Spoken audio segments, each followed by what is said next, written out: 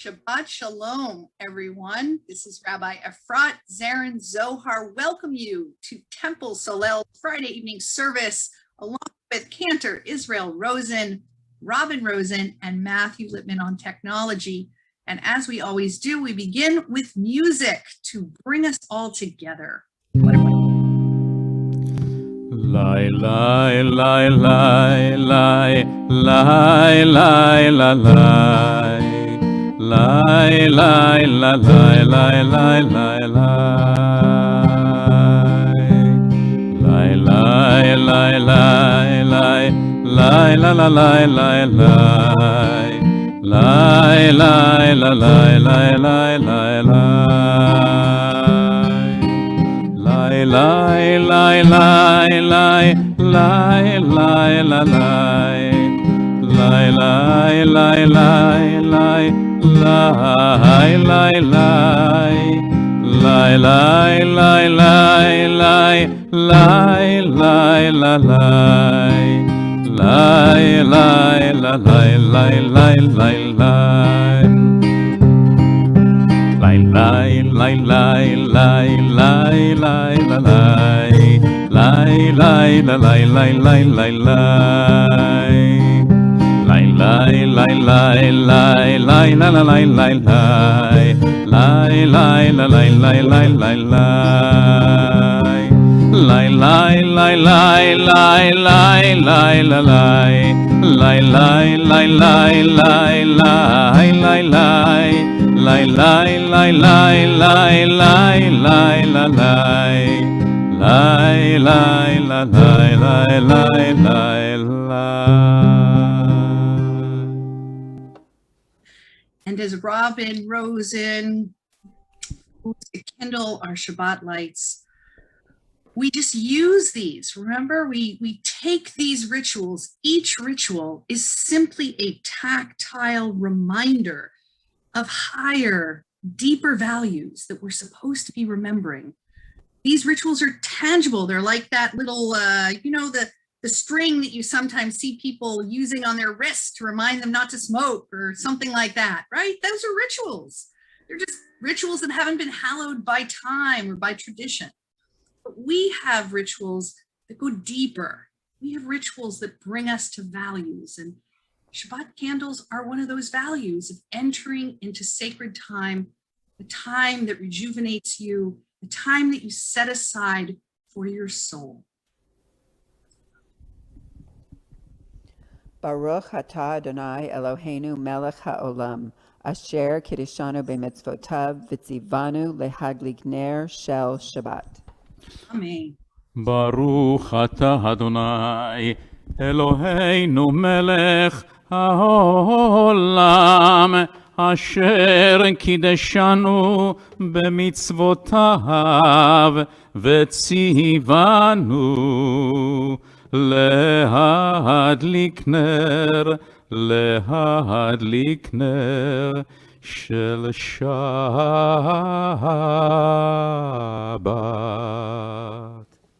I'll say amen. Beautiful. Now we go on to our next song, Lecha Dodi, and that brings us all of these beautiful memories, hopefully, of Shabbats from our past, from our childhood, and today. לך לך דודי לקראת לקראת קלה, פני פני שבת נקבלה. לך לך דודי לקראת לקראת קלה, פני פני שבת נקבלה. שמור וזכור בדיבור אחד, ישמיענו אל המיוחד, אדוני אחד ושמו אחד, לשם ולתפארת ולתהילה לה לה לה לה. לך דודי לקראת לקראת קלה, פני פני שבת נקבלה. לך לך דודי לקראת לקראת קלה, פני פני שבת נקבלה.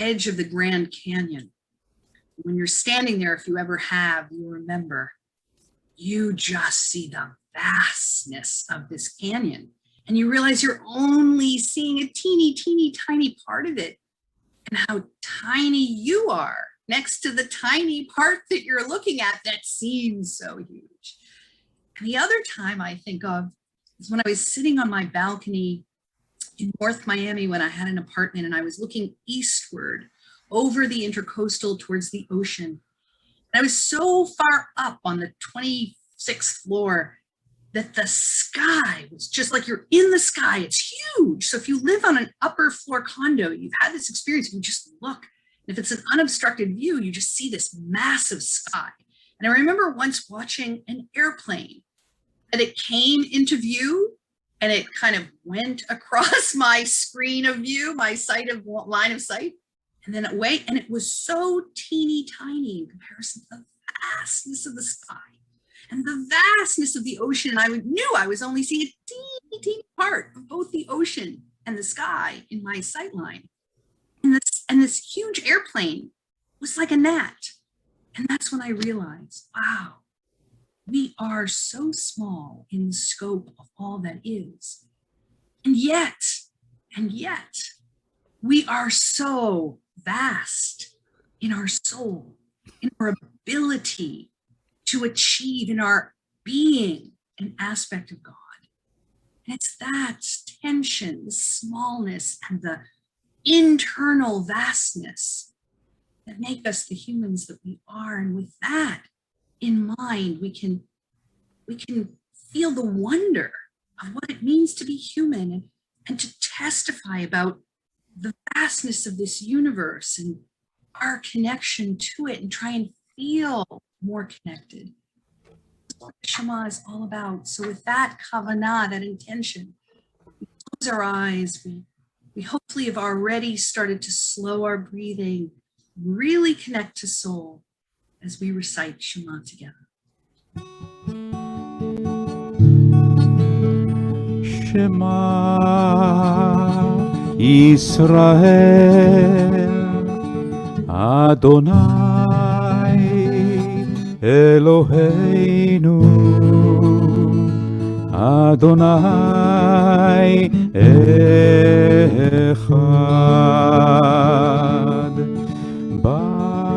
Baruch Shem Kevod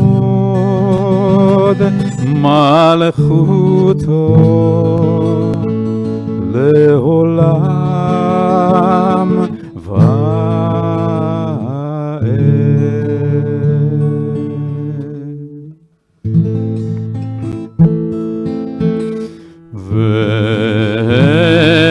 ואהבת את אדוני אלוהיך בכל לבבך ובכל נפשך ובכל מאודך.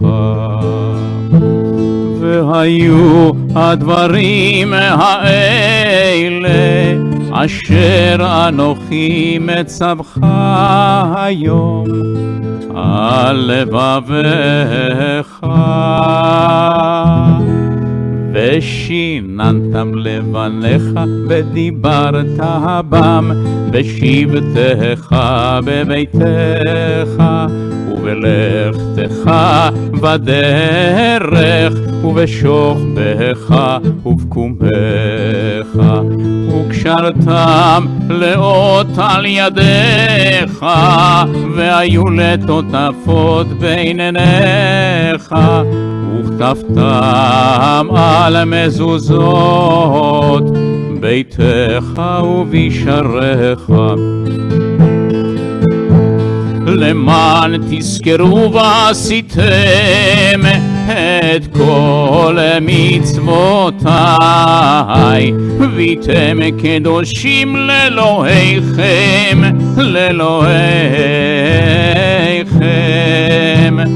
אני אדוני אלוהיכם, אשר הוצאתי אתכם מארץ מצרים, ארץ מצרים.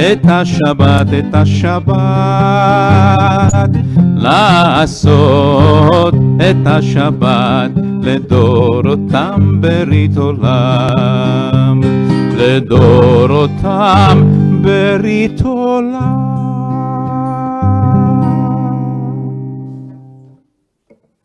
Now we pause for our own private prayers and personal reflections.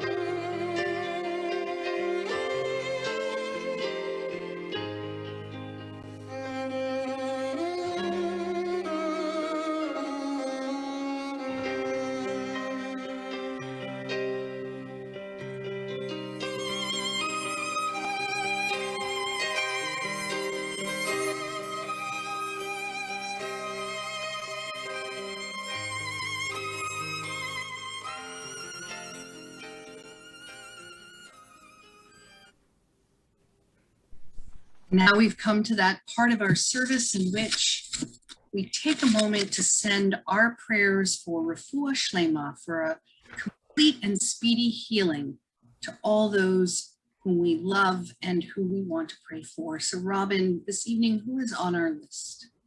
Ann Becker, Richard Blanky, Abe Cohen, Fran Cohen, Jane Gambardella, Seth Gelwasser, Barbara Gillick, Dr. Robert Greenstein, Don Harvey, Larry Jurist, Ida Kacherka, Hannah Cates, Phyllis Lewis, Fred Matz, Elwood Powers, Diana Ramos, Juliet Rash, Michelle Robinson, Gabriella Rosenthal, Randy Shattenkirk, Ray Strauss, Charlie Wolf, and Martin Zafman.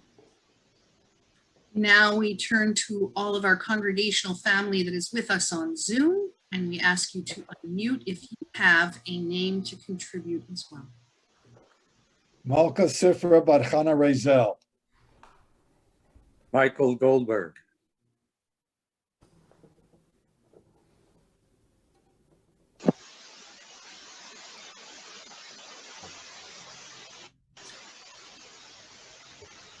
And along with those names,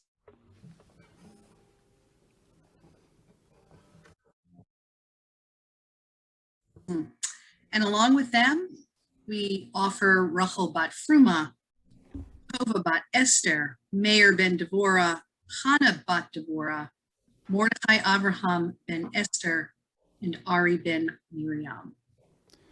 And Yaakov Shlomo Ben Shalom Bonim. מי שברך אבותינו מקור הברכה לאמותינו. May the source of strength who bless the ones before us help us find the courage to make our life a blessing, and let us say Amen.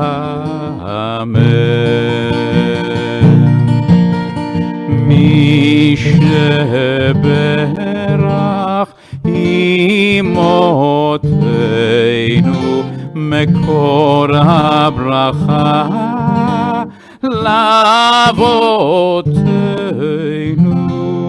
Bless those in need of healing with רפואה שלמה, the renewal of body, the renewal of spirit, and let us say Amen.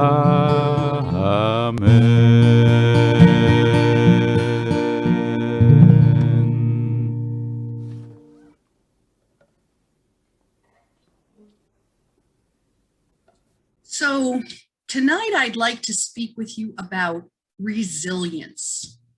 Resilience is a very popular word in American culture right now. Eric Grettens, a former Navy SEAL and naval officer, wrote a book with the title Resilience, in which he outlined how to help another veteran bounce back from PTSD. And after the sudden death of her husband, Sheryl Sandberg, the COO at Facebook, and also a local girl who grew up in North Miami Beach, wrote the book Option B, Facing Adversity, Building Resilience, and Finding Joy. And today, each one of us have at least two things I can think of that we are all navigating. First, every one of us, at least in the States, is emerging from the pandemic and trying to figure out how to live again with lots of people, with many more decisions, with figuring out what we want to maintain from the days of quarantining to, and what we want to go back to from before the pandemic. And while it might seem exciting, it is kind of exciting to resume, quote, normal life. This is not necessarily an easy process. So be attuned that it might be a stressor in your life as well as in the life of others that you are encountering. And secondly, American Jews and Jews worldwide are now experiencing an uptick in anti-Semitism, which is likely to grow if all things stay the same. And that will demand a great deal of resilience from each one of us in the years ahead. So what exactly is this thing called resilience? Well, according to the American Psychological Association, resilience is the process of adapting well in the face of adversity, trauma, tragedy, threats, or significant sources of stress, such as family and relationship problems, serious health issues, or workplace and financial stressors. It means essentially bouncing back from difficult experiences. And what is resilience not? The APA continues that being resilient does not mean that a person doesn't experience difficulty or distress.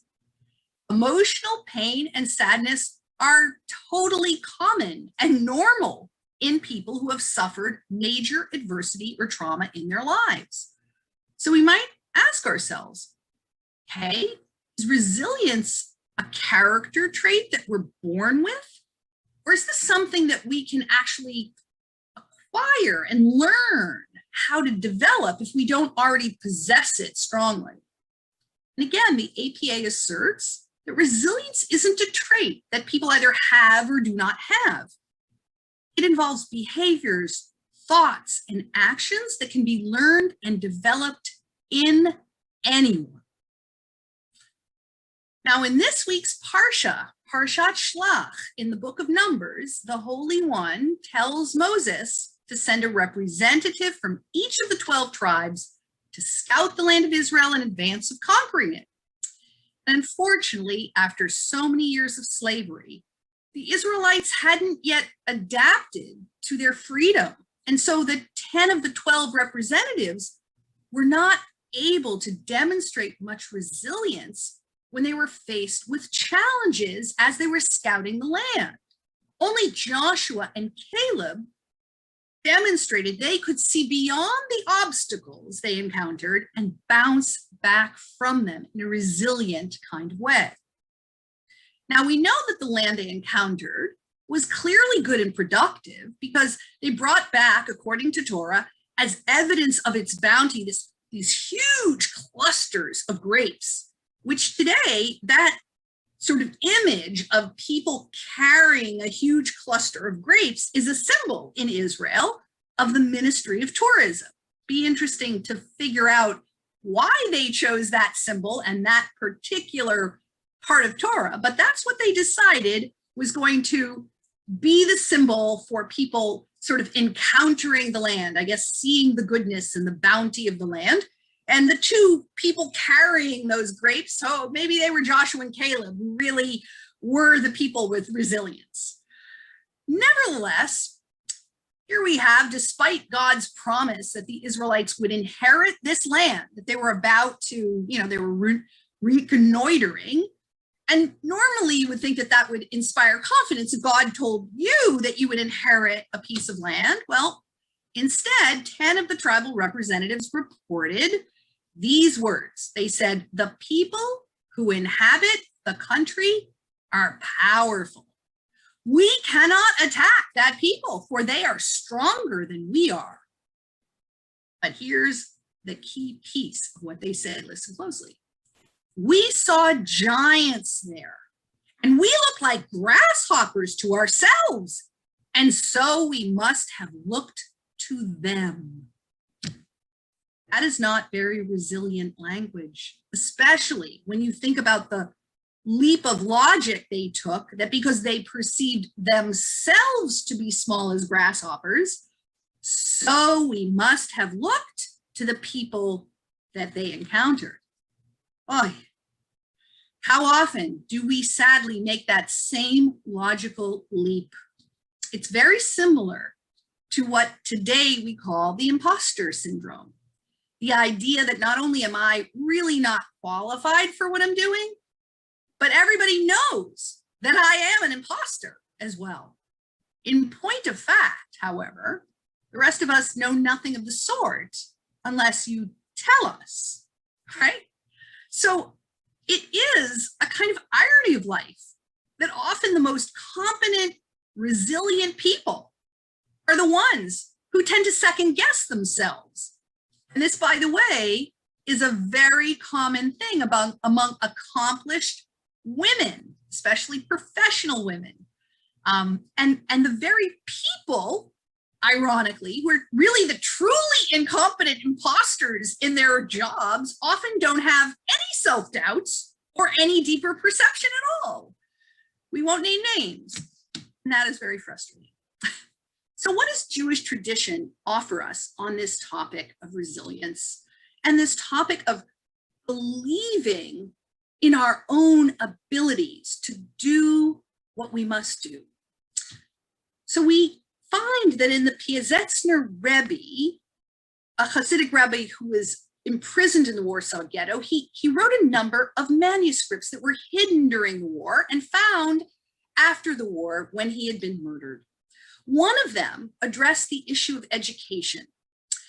And he specifically was talking about educating boys and young men in yeshivot, of course, based on his own world, but his perspective has something to teach that applies to each one of us. And here it is. The Piazetzner Rebbe maintained that the essential job of teachers and mentors is to encourage their students to know their true potential, to remind each of them that they are created in the image of God, And I would also add that this is, in addition, the role of parents as well. The Rabbi wrote that it was a sin. He literally called it a sin for teachers and students to think that they are inadequate to live up to their highest godly selves. And this viewpoint jives beautifully with contemporary psychology. It's all about changing your perception of how you look at someone else or of how you look at what happens to you. In other words, parents, teachers, mentors of any sort must distinguish between criticizing the behavior and criticizing the person. And by the way, this applies to how we talk about ourselves to ourselves. How many of us, I do this, but I'm trying to stop, say things like, "Oh, that was so stupid. Why am I so stupid?" Right? Those kinds of comments. That is a sin against yourself. And this means that parents, teachers, mentors need to mentally see their charges as their most high and godly selves, but show disappointment in the behavior that doesn't live up to the true potential embedded in the person. There's also an important distinction between the perspective of psychology and that of Judaism, because in Judaism, you and me, no matter who we are, what we've achieved or not, how we feel about ourselves, each of us is made in the image of God, according to Torah. And a person who has an IQ of 50 is still made in the image of God. A person who is unconscious in a vegetative state is still made in the image of God. A person who's lived to 120 years of age is still as valuable as a person of 20 because both are made in the image of God. That means that no matter how low you or I fall, no matter how much you or I screw up, no matter how tiny like a grasshopper you or I think we are in comparison to others, we are essentially not that. We are essentially not that. Because if you and I harbor any degree of that negative perspective on our essential selves, it means our perceptions of self are wrong, no matter how right they might feel, because there is a super reality, a meta reality that's embedded in each one of us, which says each one of us as a human is made B'Tselem Elohim, in the image of God. You and I are reflections of divinity. We each have built-in purpose in this world. And our purpose is to try to reflect that godliness for as long as we're able, as much as we are able. And that state of being can never be lost as long as we're alive. Even if we can't perceive it at any given moment, it's still there. So allow yourself to really hold that thought and feel it for a moment. Really internalize it. It means you can't be an imposter internally. It means you can only be an imposter if your behavior shows that you aren't capable or qualified. But if no one's complaining, then the rest is in your mind, potentially. You and I have been endowed with something bigger than we can even grasp.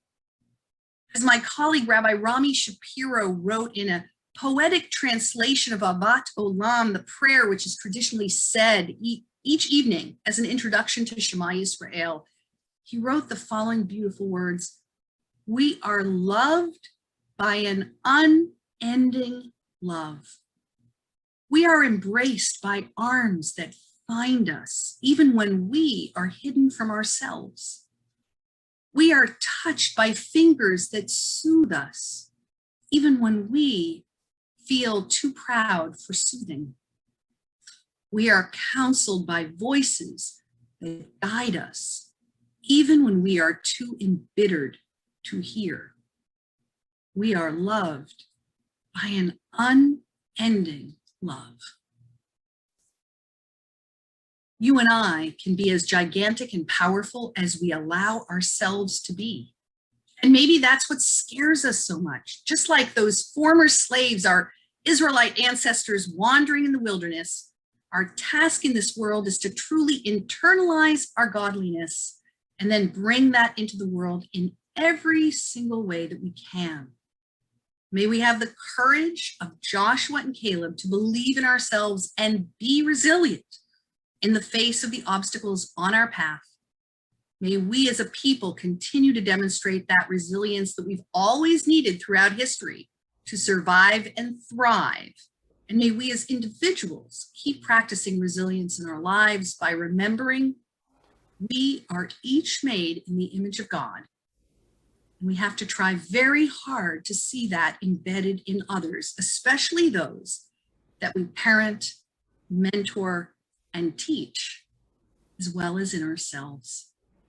And with that, I wish you Shabbat Shalom.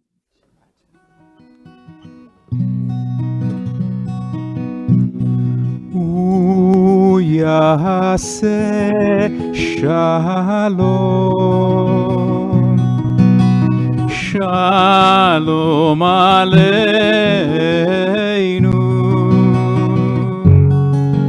ועל כל ישראל, ואמרו אמן. ועל כל ישראל, ואמרו אמן. עושה שלום, שלום במרומיו, הוא יעשה שלום.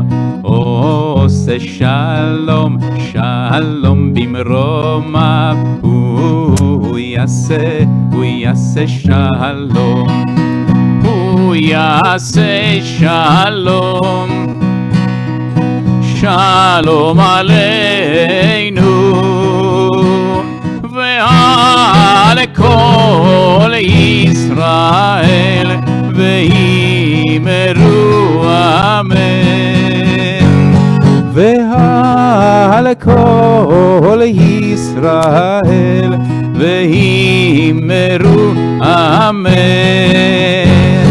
עושה שלום, שלום במרומיו, הוא יעשה שלום. עושה שלום, שלום במרומיו, הוא יעשה שלום.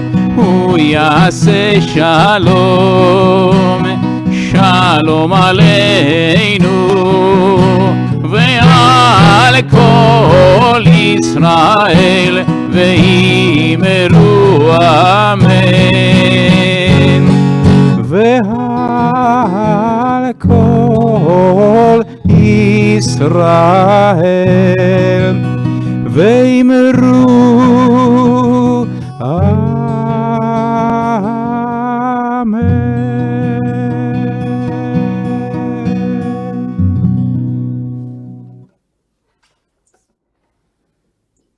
We turn now to all those whom we have loved and lost, those who we want to remember because they died at this season in years past, and their yahrzeit is this week.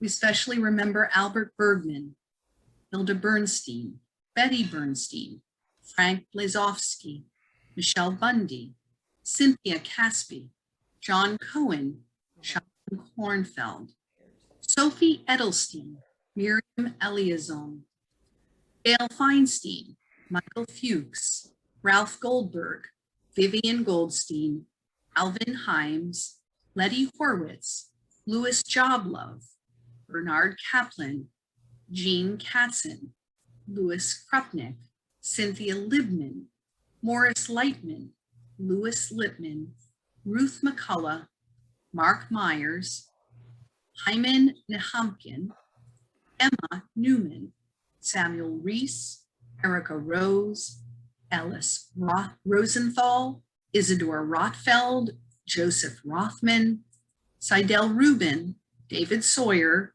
Ellen Schlesinger, Mildred Schlossberg, Sylvia Solid, Minerva Storch, Leah Sugarman, Jerome Taft, Harry Weiner, Jacob Weishaupt, Molly Wallaco, and Joel Muner. In reciting the Kaddish, we affirm our awareness of holiness in our world.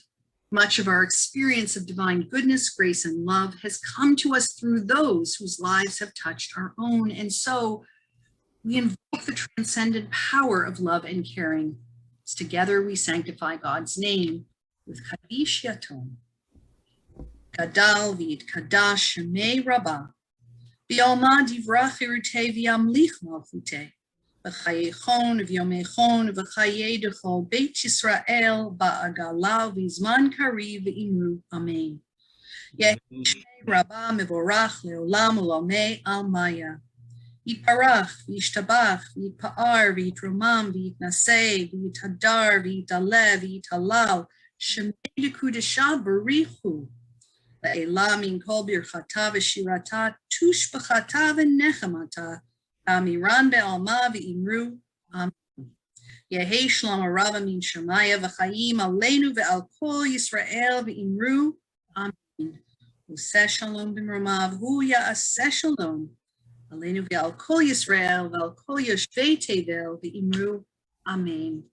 May the one who brings peace in the heavens bring that same peace to us on earth, as we all affirm those words with a big amen. And Matthew, what are our announcements this evening? Well, thank you so much, and Shabbat Shalom, and always a special night spending it with our Temple Solel family and friends on this beautiful evening. So thank you, and it's been a beautiful service so far. So good evening on this 24th day of Sivan. On behalf of the Temple Board of Directors, I would like to thank our Solel family and friends, as well as our global audience, for connecting with us virtually and spiritually on this Shabbat evening. This year more than ever, we are counting on your generosity to Temple Solel, which supports our inspirational worship services, exceptional programming, and engaging religious school education. It is only through the generosity of our members that we can achieve our mission of transforming the way people experience Jewish life. I am proud to announce that we have started the Rabbi Ari Plost Welcome Fund. This fund has been established to serve as a way of welcoming Rabbi Ari Plost upon his arrival on July 1st coming up, and to give our members, as well as extended virtual friends of Temple Solel, a special opportunity to make a donation to Temple Solel in his honor. We want to show him, through our gifts, our appreciation and enthusiasm for his arrival and our excitement for the revigoration of our temple. We hope this fund will grow to show him how welcoming and appreciative we feel about him joining our family of Solel. There are three methods you can choose to donate to Temple Solel. You can go to our website, to templesolel.com, and go to our donate page. You could donate through Amazon Smile. You can call our temple office or email the temple at admin@templesolel.com. A couple announcements for our Teecon Alum Committee. We do want to thank our members that were able to attend tonight's virtual vegan Shabbat dinner. The committee arranged for a special menu offering from the longtime Mitzvah Day supporter Grand Cafe. They learned a great deal from the guest speaker we had, Morel Goldsmith, from the Jewish Environmental Alliance based in Washington, D.C.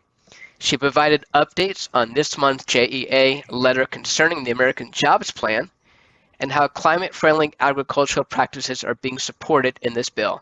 It was a beautiful night. We want to thank Stephanie and Scott for planning such a beautiful event. We always want to make sure that you can read with a child on Zoom. There are children in our community that would really benefit from having an adult read with them on a regular basis. It's easy to do on the computer, It's safe because you do it from home and will end up being the best time of your day. No previous teaching skills required. If you're interested, please reach out to Orville Dwyer, and the phone number can be found in our weekly e-blast. For all our live virtual events, you can join us in one of two ways. First, on the Temple's Facebook live stream, or you can join us on our website at templesolel.com/live. So if UN's coming up, Rabbi Frazen did a great job in filling in for you, Rabbi Efrat, for Torah study last week, and we look forward to you being back with us tomorrow morning at 9:30 a.m. over Zoom for Torah study. And Wednesday, June 9th, if I'm not mistaken, is the last of our Cantor Rosen music time. We can all say boo. We're all saying boo in the background for the summer, and I'm saying for the summer. I'm committing him to the fall. That theme is going to be Kalabach songs with guest cantor Moti Fuchs, the Emeritus Cantor of Hillcrest Jewish Center from Queens, New York, and I believe that Cantor and him go back many, many years. So we're looking forward to him visiting with us. We're back again on Friday, June 11th at 7:30 p.m. for our Shabbat services for the Rabbi Efrat and Cantor Rosen. So 273 days and counting. 52 and still fabulous. Our Temple Solel Golden Jubilee Committee announced that we have rescheduled this glorious event for March 4th and 5th of 2022. Stay tuned for more details, and we are very excited to see what Marcy Roberts and Jen Chase and the rest of the committee has planned for the Jubilee weekend. So we ask that all of you stay safe. We pray that everyone stays in good health, and a Shabbat Shalom, and back to you, Cantor, Robin, and Rabbi. Thank you. Super. I'm Cantor. I believe we have an Adon Alum to close out our service. Adon Olam אשר מלך בטרם כל יציר נברא לעת נשא בחפצו כל אזי מלך שמו נקרא אדון עולם אשר מלך בטרם כל יציר נברא לעת נשא בחפצו כל אזי מלך שמו נקרא ואחרי ככלות הכל לבדו ימלוך נורא והוא היה והוא הווה והוא יהיה בתפארה אדון עולם אשר מלך בטרם כל יציר נברא לעת נשא בחפצו כל אזי מלך שמו נקרא בידו אפקיד רוחי בעת תישן ואירה ואם רוחי גווייתי אדוני לי ולא יירא אדון עולם אשר מלך בטרם כל יציר נברא לעת נשא בחפצו כל אזי מלך שמו נקרא.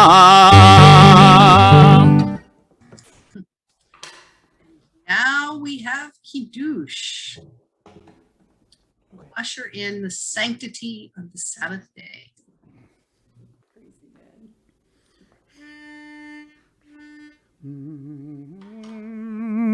ברוך אתה אדוני אלוהינו מלך העולם בורא פרי הגפן.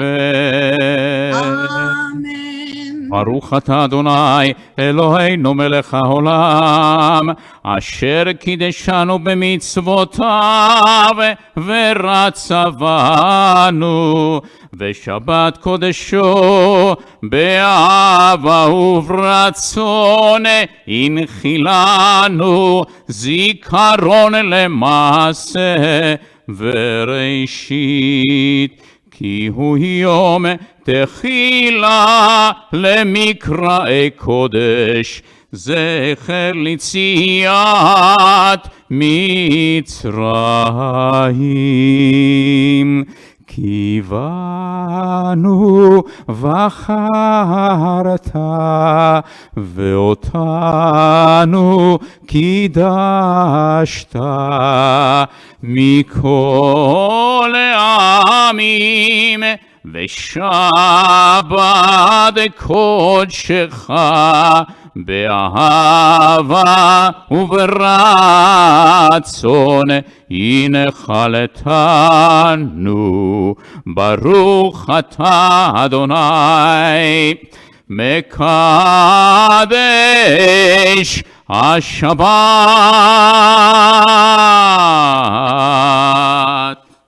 Amen. לחיים. L'chaim.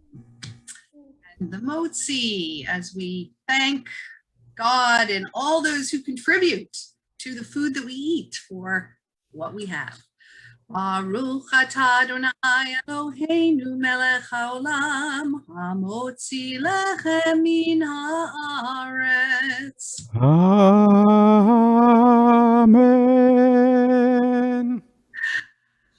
Shabbat shalom, everyone. Shabbat shalom.